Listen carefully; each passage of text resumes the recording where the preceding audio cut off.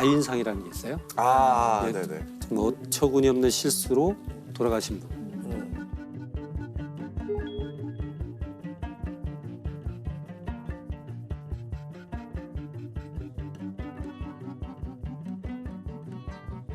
예를 들어서 하늘을 좀 날고 싶은 사람이 있어요.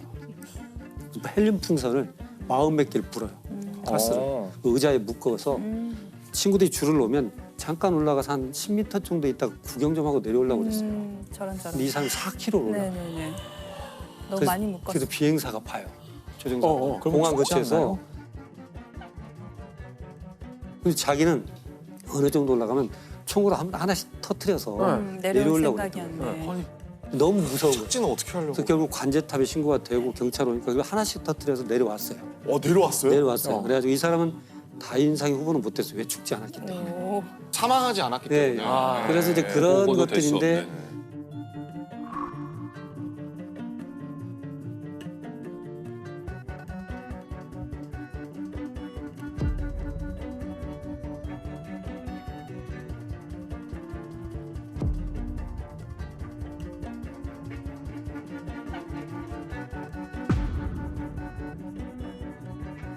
실은 그걸 보면 좀 희화돼 있어요. 그렇죠. 그리고 막 조롱하는 것들도 많이 써 있고 그러는데 실은 이제 죽음을 갖고 그렇게 얘기하는 건 저도 실은 불편한 일이고요. 이제 왜 다윈상인가 하고 봤더니 음. 뭐 진화 생물학적인 관점에서 네네네. 이런 유전자는 남으면 안 된다. 도태돼야 되는. 네, 그러니까 이게 너무 왜 여기에 다윈의 이름을 쓰는지 그 이제 다윈의 본인은 그 상이 자기 이름 본인도 억울할 거예요, 지금 이런 싫어하고 거. 싫어할 네, 것 당연히. 같아요.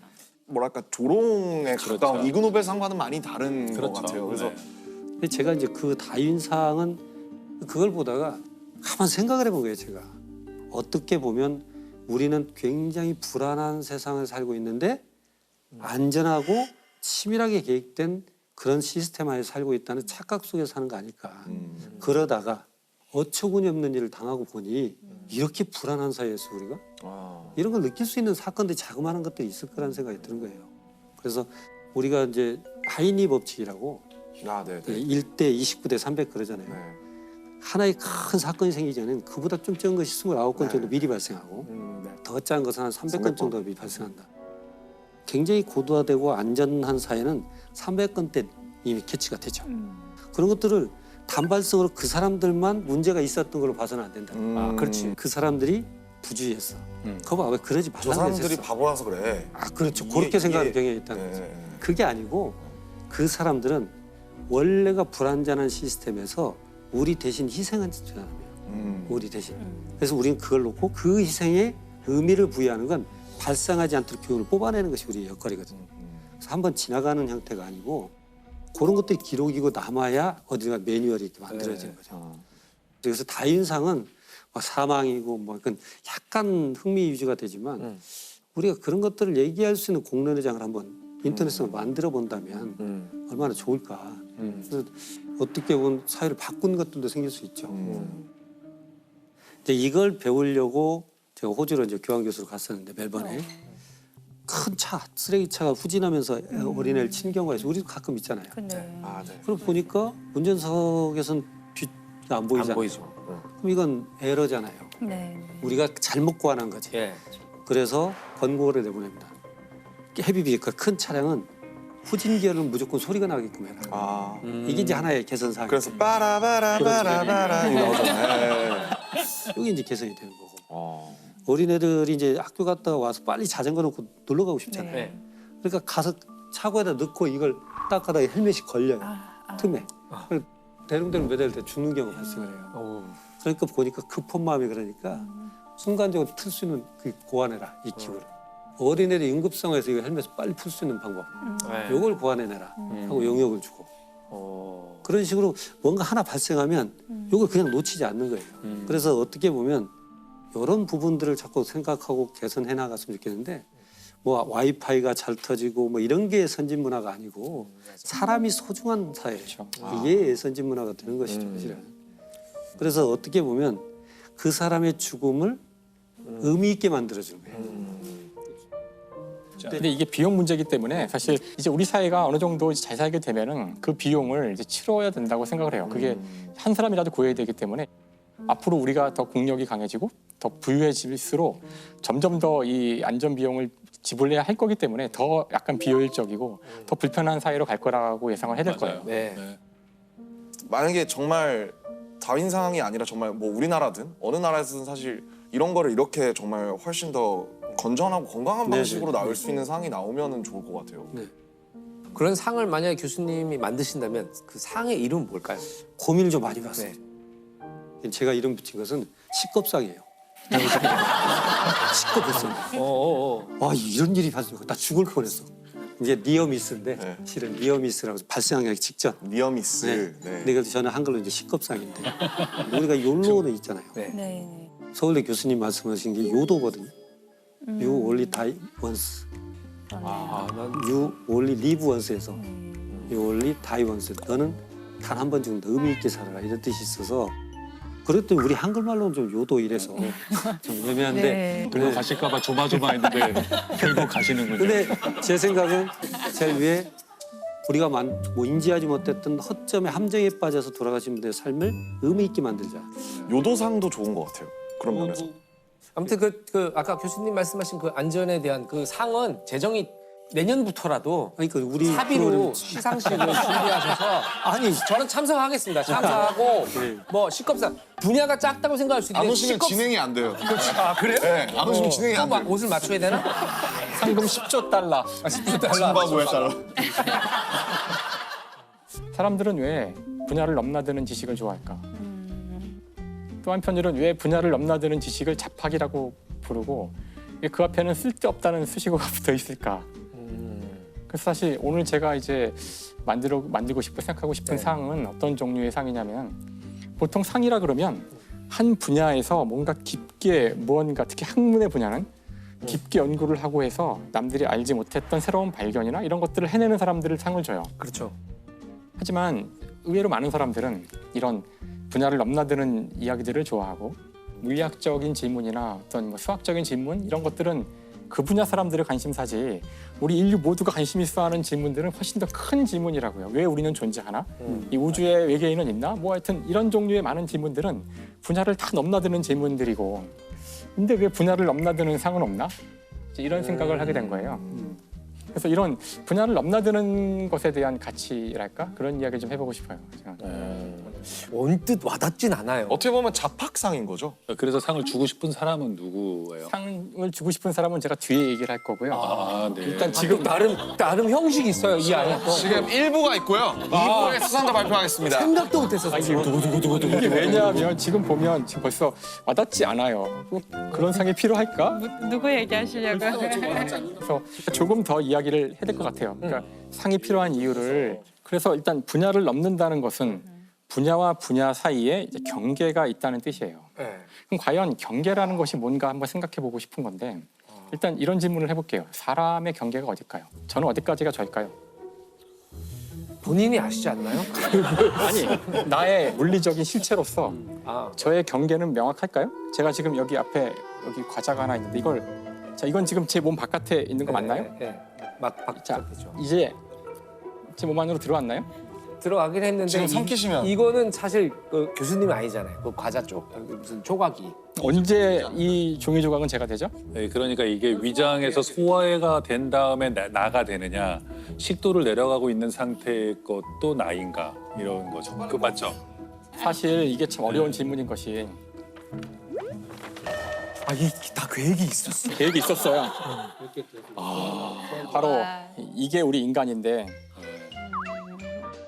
이게 구멍이 뚫린 원통이잖아요. 입으로부터 시작해서 여기가 입이고 여기가 항문이죠. 아, 예, 그렇죠. 지구상의 모든 동물은 이렇게 돼 있어요. 네. 결론은 뭐냐면 음식을 먹으면 음식은 우리 몸으로 들어온 적이 없어요. 언제나 우리 몸 바깥에 있어요. 우리는 단지 여기다가 약품을 뿌려서 네. 나한테 필요한 것만 흡수를 착착착 하고 나머지는 그대로 갖다 버리죠. 그래서 음식은 사실 우리 몸으로 들어온 적이 없어요. 들어오면 안 돼요. 위험하기 때문에. 어디까지가 우리 몸일까요? 그러면 지금 들고 계신 거예요. 그래서 사실 내 몸에 있는 세포들을 다 꺼내가지고 내 DNA랑 같은 게 누군지 찾아볼 수 있거든요. 나랑 DNA 같은 게 나죠. 근데 놀랍게도 물론 무게는 작지만 세포 수로는 거의 40%는 나랑 DNA 같지 않아요. 얘네들은 누구냐 하면은 바로 이 우리 장에 들어있는 미생물들인데 외부에서 들어온 애들. 네, 미생물들이죠. 그러니까 사실 내가 어디까지인지 정확하게 말하기가 쉬운 문제가 아니에요. 그 그러네 그렇게. 장내 세균까지 나인지 아닌지는 확실하지 않은데 그것들이 나의 감정과 기분을 많이 좌우하거든요. 그런. 그렇죠 그렇죠. 제가 이제 좀 약간 무리스러운 이야기를 하고 있는데 이 이야기의 초점은 경계는 인간이 만든 거라고요. 원래 없어요. 경계는 원래 없고 자연은 다 연속이에요. 물리학에서는 불연속이 없어요. 자연은 무한대도 없고 불연속도 없고 0도 없어요. 네. 그런 것들은 오로지 다 추상적 개념이고 인간이 만든 거죠. 그러면은 자팍의 관점으로 세상을 보는 것이, 세상을 조망하는 것이 우리의 어떤 체감하는 일상에 뭔가 좀 도움이 될까요? 저는 그런 생각은 우리 고등학교 때까지는 약간 잡학으로 살잖아요. 아무리 자기가 문과 이과 나눠줘도 그렇죠. 지리도 공부하고 국어도 공부해야 되고 뭐 영어도 공부하고 수학도 공부하고 그리고 이과생이라 할지라도 어떤 문과적인 것들을 약간씩 배우는데 대학이라던가 아니면 조금 더 가서 한번 대학원에 가서는 약간 전문화 되더라도 저는 평생을 살아갈 때는 약간 고등학생처럼 살 필요가 있다. 그러니까 내가 지금 뭐 과학을 가르치는 교사든 아니면 의사든 간에 지리에 관해서 재밌는 책이 나오면 약간 보고 그다음에 문학책도 좀 보고 그다음에 이거 보는 게 왜 필요하냐면 인생을 한 번밖에 안 살잖아요. 그렇다면은 자기가 배운 전문적인 지식으로 인생에 닥쳐오는 수많은 일들을 처리하기 어려워요. 결혼도 해야 되죠. 그럼 사람의 마음도 알아야 돼요. 예를 들면 연애도 해야죠. 그러면 사람의 마음이라는 정말 알기 어려운 어떤 걸 알아야 되고 또 여러 가지 또 우리 인생에 닥쳐오는 또 슬픈 일들 뭐 이런 것들을 우리가 감당하면서 살아가야 되기 때문에 고등학생처럼 살아야 돼요. 아, 너무 피곤할 것 같아요. 고등학생처럼 산다는 건 되게 와닿는 비유긴 한데 숨이 턱턱 막히는 비유긴 한 거 같아요. 쉽게 말해서 근데 시험을 보지 않는 고등학생. 수능이 없는 고등학생. 수능이 그치? 없는 흥미만 느끼면 그것처럼 재밌는 게. 그렇죠. 저는 공부를 계속하면서 좀 아쉬운 점이라면 사실 그런 걸 많이 놓치는 것 같아요. 자기 전공을 하고 있고 너무 뭐 대학원 막 계속 다니고 완전 전문 분야에서 일을 하니까 아주 좁은 분야로만 계속 파고들게 되는 거예요. 그럼 정말 옆으로 1cm만 나가도 전혀 모르는 세계가 돼 있고 저 사실 고등학교 공통과학 문제집을 사서 풀고 있는데 네. 굉장히 많이 틀려요. 사실은 되게 많이 틀리는데 이제 분야가 아닌. 저 애가 이제 제가 푼 거를 채점하면서 엄마 틀렸네 이러면서 되게 좋아해요. 완전 좋죠. 그게 우리 힘을 엄마 주는 거죠, 천문학자인데 내 과학 문제 틀리고 난 맞는다. 네. 이런. 근데 그게 제가 분명히 고등학교 때는 그걸 많이 배웠을 거 아니에요. 네. 열심히 공부했을 거고 그러고 나서는 천문학 그래서 거기서 더 범위 좁혀서 행성 천문학 그다음에 거기서 또 범위 좁혀서 달 뭐 이런 식으로 계속 오니까 이제 점점 기본 교양이 되었던 그런 지식들과 좀 멀어진다는 생각이 들어서 우리가 박사를 받으면 박자가 PhD라고 써요. 닥터 오브 필로소피거든요. 그러니까 그게? 네, 닥터 오브 필로소피. 그러니까 예전에 정말 이 그리스 아테네 학당 시절의 그 철학자들처럼 이라는 뜻인데 PhD가 그런 뜻이었구나. 네, 그런데 오늘날 PhD를 받은 사람들이 그때 그분들처럼 철학 안에 수학과 과학과 의학과 모든 게 있었던 그 시절의 그 잡학 박사인가를 생각하면은 아니거든요. 완전히 다르거든요. 정말 바늘과 같은 어떤 되게 좁은 분야 거기만 딱 공부를 하고 있어서 되게 아쉬울 때가 많아요. 그래서 어쩌면 이런 프로그램은 그런 자기가 잘 알고 있다고 어떤 분야의 전문가라고 생각하는 사람들한테도 너무 재미있는 거예요. 오늘 사실 김상욱 교수님이 얘기하고 싶은 것도 이 심층 맞아요. 사실 같은 지금 얘기잖아요. 오늘 하고자 하는 얘기가 사실 아까도 이제 질문하신 것이 이런 잡학에 대한 지식이 우리 일상에 도움이 될까라고 하셨지만 저는 우리 일상 자체가 잡학이라고 생각해요. 그래요. 네. 사실 한 사람이 세상을 살아간다는 것이 다 잡학이다. 수많은 사실 인생은 물리학이 아니고 인생은 수학도 아니고 인생은 뭐 의학도 아니잖아요. 인생은 잡학이에요. 정말 제가 하루를 진짜 오늘 아침부터 오늘 밤까지 살아가는 동안에도 일어나는 이 많은 일들은 다 진짜 5만 가지 분야를 넘나드는 그런 5만 가지. 잡학이기 때문에 맞아요. 하지만 이런 시스템 속에서 우리가 각자가 하는 일을 최대로 효율을 높이기 위해서는 전문화하여 할 수밖에 없는 거죠. 그런 이유 때문에 우리가 전문화돼서 살아가고 있는 거지. 만약 조금이라도 그러니까 효율을 따지지 않고 진짜 어떤 흥미나 나의 삶을 위해서 아니면 진짜 한 번 사는 인생에 무엇이 중요한가 이런 근본적인 질문들을 던지는 사람들이라면 자연스럽게 선을 넘는 질문들을 하게 될 것이고 우리 모두가 선을 넘지는 못하겠지만 선을 넘는 사람들이 있다면 그 사람들을 우리가 응원해 줄 수 있고 그들을 욕하기보다는 그들이 해낸 일 가운데 좋은 것이 무엇인지를 찾고 이러자는 뜻이에요. 하지만 하지만 많은 사람들은 아마도 여전히 전문 분야에서 일을 해야 할 것이고 그럴 때만이 사회가 가장 효율적으로 굴러가긴 할 거예요. 그렇지만 이 잡학에 대한 선을 넘는 것에 대한 가치는 중요한 우리 모두 건- 알고 살자 그런 거죠.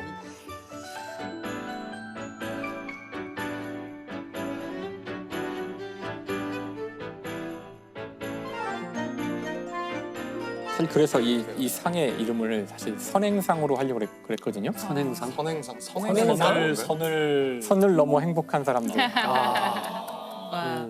근데 그 생각해 보니 네. 이미 이 작업 자체만으로도 행복한데 상을 줄 주어서 필요가.